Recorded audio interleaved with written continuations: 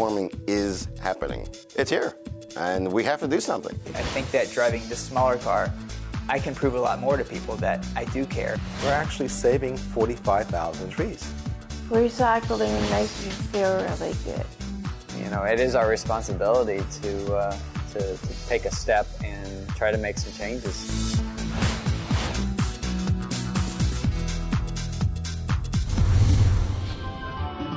R-E-C-Y-C-L-E. Please recycle, don't just throw it away. R-E-C-Y-C-L-E.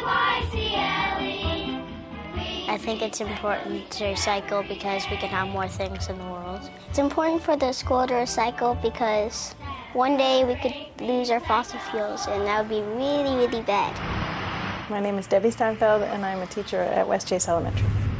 I heard about the contest both on the internet and I saw it in a Time for Kids insert magazine that we use for social studies. When a fourth grade teacher came to me to show me the contest was entered into a school magazine that we participate with, that all detergent was announcing that they were going to launch a Go Green contest. When we entered the Go Green contest, we decided as a faculty to make it a school-wide homework assignment. The students then received the homework assignment to go online with their parents, enter the contest on the internet, and what they had to do there was fill out an eco-pledge.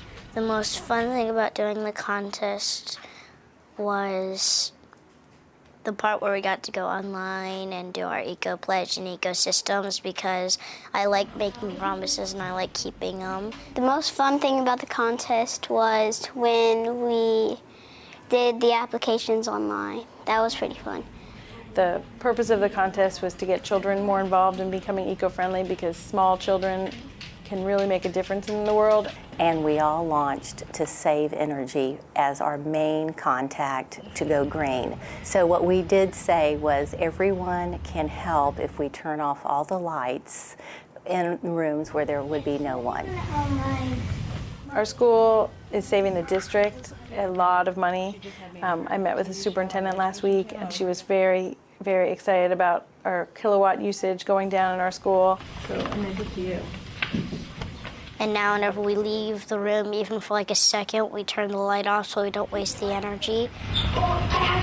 Back when the contest started, we decided as a class and as a school that we were going to become even greener. So many classrooms began recycling programs in their room. We all made makeshift bins in the room. And in my classroom, I use whiteboards instead of paper when we're doing question and answer sessions in the room, where they have to write their answers on individual whiteboards and hold them up versus writing on a piece of paper and throwing it away. Since the school opened, our teacher has implemented a program where we only recycle glue bottles. We never buy the little ones. We only bought them once. We bought them 10 years ago, and she just buys the big jugs, and she has students that help her refill them every time they need to be refilled. I use the internet a lot in my room. My students email me their homework assignments, and they can email me questions, and the parents can check my website daily to see what's going on. We try to really limit the use of paper in my room. It's the time right now to start becoming eco-friendly. I think that the push is across the world right now, especially in the United States. I think versus 10 years ago, everyone is much more aware of the situation. The sooner we start, the better. When they start now, their kids and their grandkids, it will be like second nature to them to be doing stuff like this to help save our environment. Anyone else?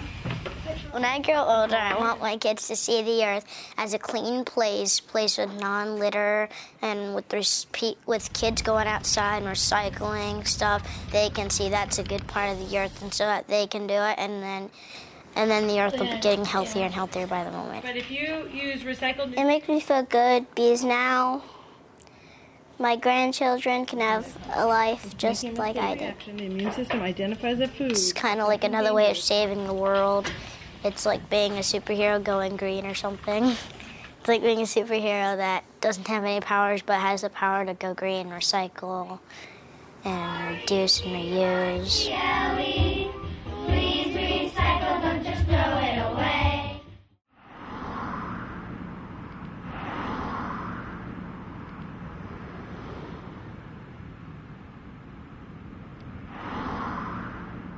My name is Kevin Lane, and I'm going green by using a car that runs on vegetable oil.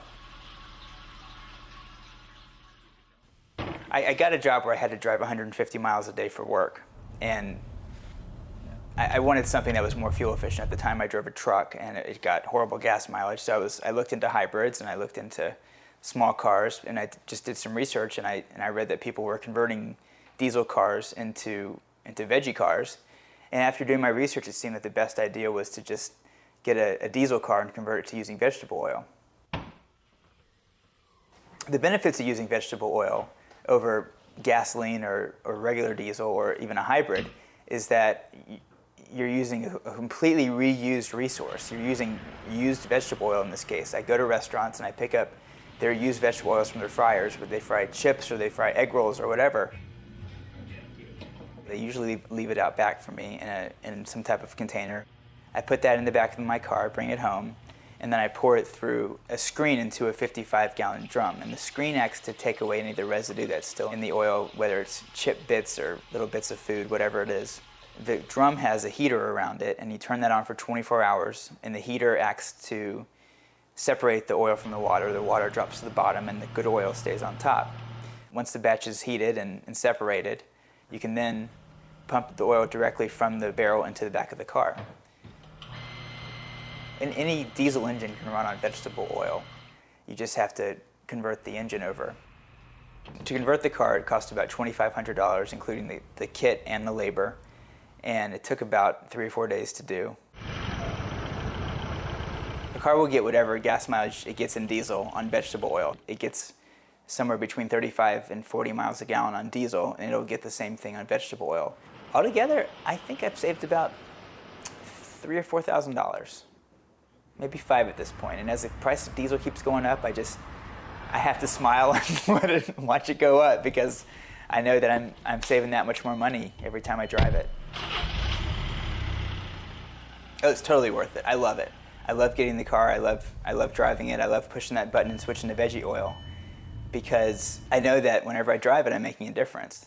I think that driving this smaller car, I can prove a lot more to people that I do care, and that I have a story to tell, and that I'm willing to really work for the sake of everybody. And I think that if more people kind of took that mindset to kind of, take a look at all their stuff, this American commercialism of having all these things that dictate who we are, and really, look back and try to pull the reins back and realize what's really most important.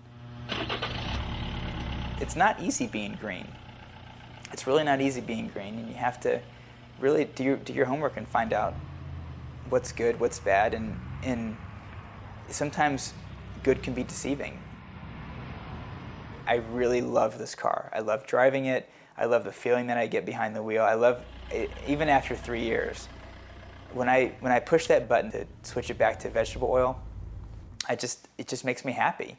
It makes me, know that I'm doing something good, and some people think it might be a little dorky or something, because it's just a little golf, but I like it. I enjoy driving it, and I really enjoy the message that it gives out. And I think that people seeing, one person really making an effort to transform their lives, they might make a little step in their lives to make some changes too. I love the story. I love telling people that I drive a veggie car. And I love spreading the gospel about veggie cars. And people find it fascinating. And they want to sit in it, they want to go for a ride, and they want to smell how it doesn't smell like French fries. It just smells like a car, and it looks like a car, and it doesn't fly. And no, people love it. I love it. It's fun.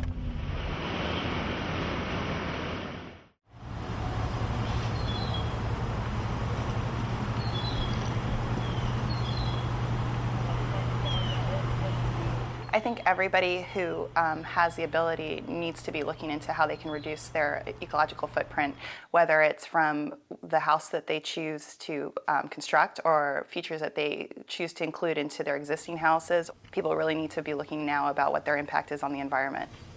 There's a lot of ways a home can be green, and it depends on, does a person want it to be yard and water or energy or materials. 2 years ago, I decided it was about time to build that house, and I found a builder that I thought would be open to the idea of learning about green building and incorporating it into their home line. and then the rest is history. There's a couple major features of this home that make it green and efficient and environmentally friendly. The building envelope is extremely well done, both from a design perspective and from a construction perspective. So the first thing that you notice when you come up to the house is that there are very good windows in place. The windows are low E windows. They let through only 29% of the radiant energy. Typical new construction lets through 55%. The other thing that you notice from the outside is that there's a metal roof, and that's important because metal roof allows the heat and sun to reflect off, which also has an impact on the energy use of the house. The home is elevated on piers, so the water can see the entire site. Again, a low impact from the stormwater runoff. But when you come in the house, the first thing that you probably notice is the floors. And the floors are an engineered hardwood floor. So they're good because they were not brought over from overseas. There's less transportation impact, but also from a sustainably managed forest. Nicole made a whole range of product selections of environmentally sound products to go in here, from the floors to the countertops. I have kind of different countertops. My countertops are made from pebbles that are grouted into place instead of, usually you would see granite in houses. So I chose a material that was assembled in Ocala and had to be traveled a much shorter distance. We go up to the attic. You can see that the attic is actually very cool. It's almost the same temperature as the rest of the house, and that's because it's got foam insulation. And that's great for a huge impact on your heating and air conditioning costs, because the vents go through air-conditioned space instead of through hot air space. Green homes are a little bit more expensive, but they pay for themselves from day one. But the immediate dividend the homeowner gets is reduced electric bills. And the amount of money they save in electricity on a monthly basis is a lot more than their marginal cost for having a green home. A lot of people think I'm crazy. I'm okay with that. I think that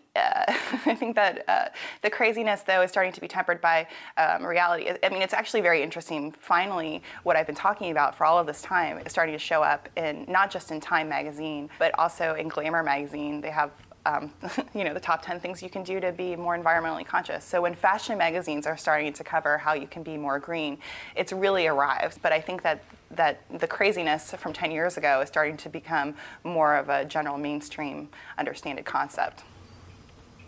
I suspect that 5 to 8 years from now, 80% of the homes are going to be green. We're all moving that way, and I think it's a collection of consciousness, bred by news, bred by advertising, and bred by price that's going to get us there.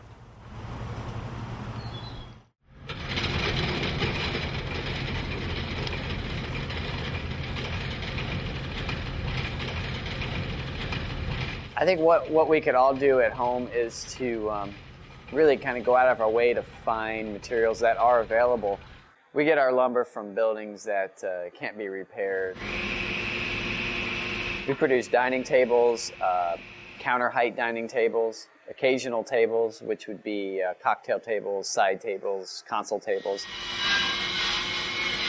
Currently, our designs are a bit more contemporary because we're using the steel, welded steel, as our bases in the wood tops. I could see the product in a New York loft. I could see it in a small town farmhouse. Really trying to be very broad, yet very focused on what we do. In the future, we'd like to get into some more accent type pieces, whether they're large mirrors, picture frames, candlesticks, any way that we can utilize our scrap, our smaller pieces of wood. We get our lumber from buildings that can't be repaired, that are just so far dilapidated that really the best use for the wood is to make tables or furniture or flooring out of them. I actually don't have anything to do with dismantling of them. The companies that I purchase from either do it themselves, so they receive the wood in its planked form. I know that they take a painstaking process to make sure that they salvage as much wood as possible. They use the floorboards, they use the beams, they take the doors and maybe resell those. They use every part of that building to resell. Barring any wood that is completely rotted out due to water or insects, any piece of wood that they can pull out of a structure will be used in some form or fashion. So the people that are into this are very resourceful, and they do care about the history of the building. They're just not out there tearing down barns around the U.S. to resell it. I mean, they really are kind of in that same mindset that they're doing something good as well. Well, because our wood is over 100 years old, it has been through a lot, and not all the boards are perfectly straight, and some of them are twisted. So we hand sand everything, we hand finish everything, and we just try to not add any human imperfections to it. The wood that we use has nail holes, has wormholes, has knots, and I like that. It gives the wood character. One of the finishes that I use is an FDA-approved oil-based finish. And it's something that you could actually use on a cutting board. It's safe to eat off of. And those are the materials that we're going to really use, or things that aren't going to emit those toxic emissions that so much is being sprayed onto not only our upholstery furniture coming from overseas, but also our wood and other pieces like that.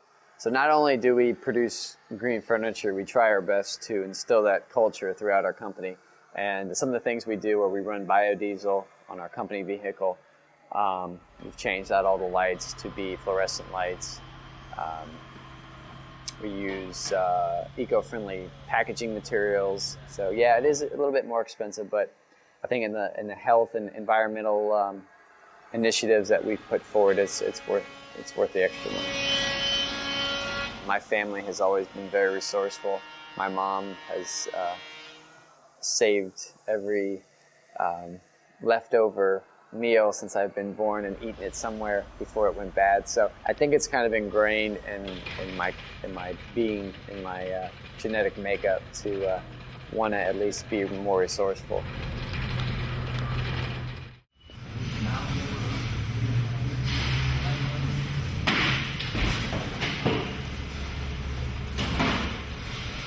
Our customers understand that they're buying more than just products. They're buying hope for our consumers, in that we provide employment opportunities for these folks. The Louise Graham Regeneration Center is a facility that provides adult day training services for our clients, consumers, as well as employment opportunities for folks with disabilities. But in 1949, Mrs. Graham had a vision of helping folks with developmental disabilities. She felt strongly that the way to help is to provide employment opportunities for them. This is an adult day training center, and one way to help us maintain the Louise Graham Center is to develop a business through recycling services. We recycle 3 million pounds of cardboard and paper per year. If you can picture in your mind a pile of cardboard that's 4 feet high by 4 feet wide, sitting in a hole in a landfill, what a great opportunity to take that pile of cardboard, bale it, and send it to a mill to be used for other paper products. By our recycling services of cardboard and paper, we're actually saving 45,000 trees. It's important for people to understand that landfill space is very limited, and that there's ways to recover paper and cardboard that can be converted into reusable paper products again.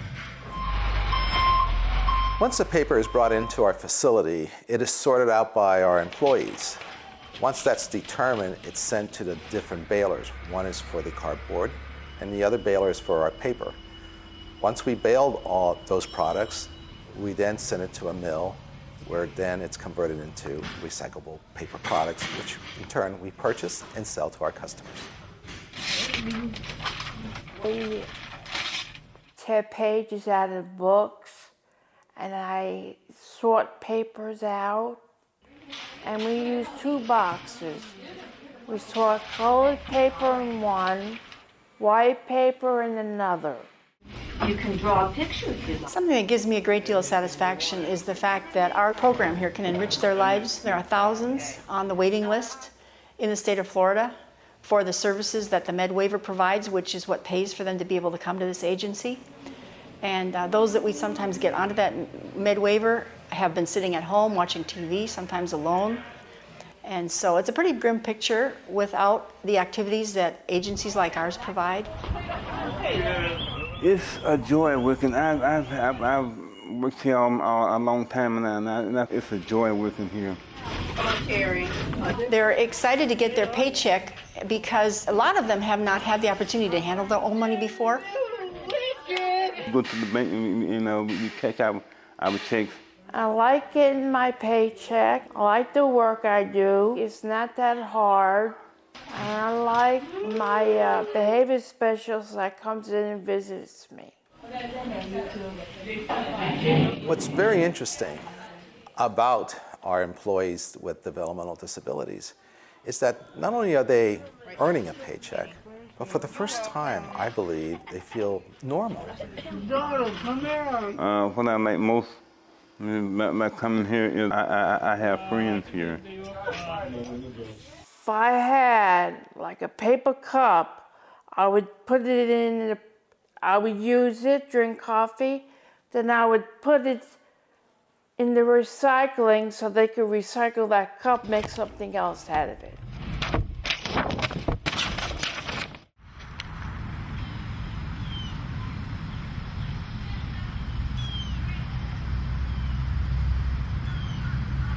It's a basic need.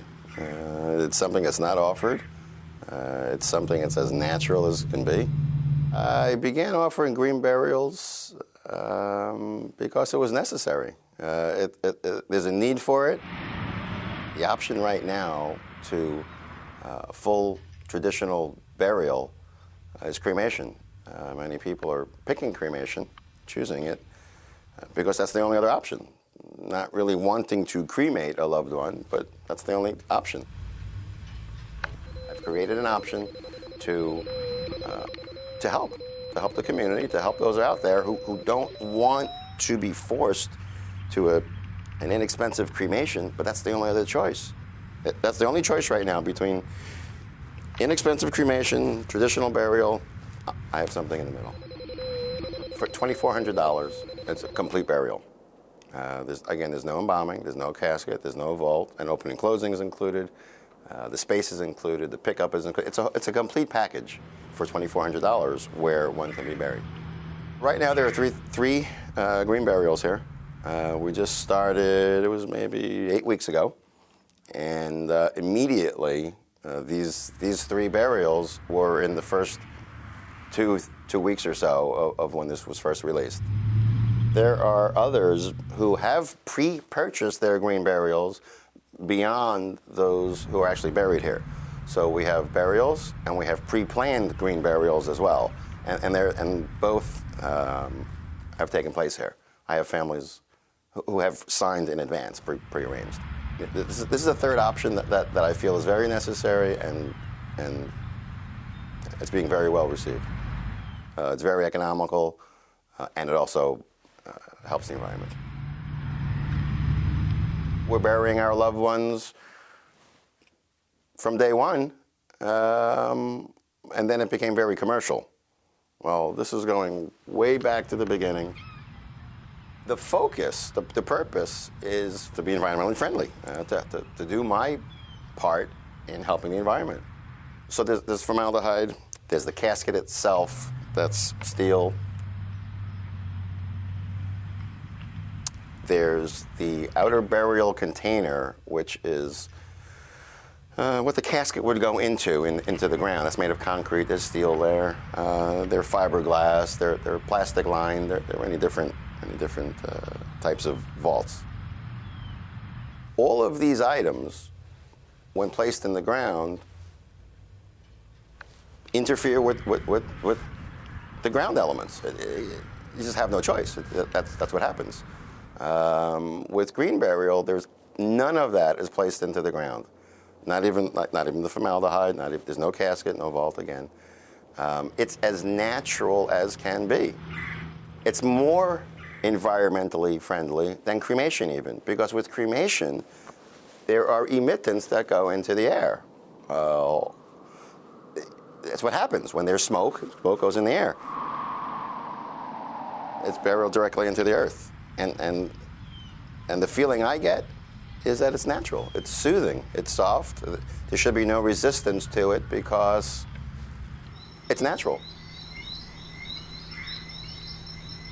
This is the best I can do. The impact, sure, is minimal.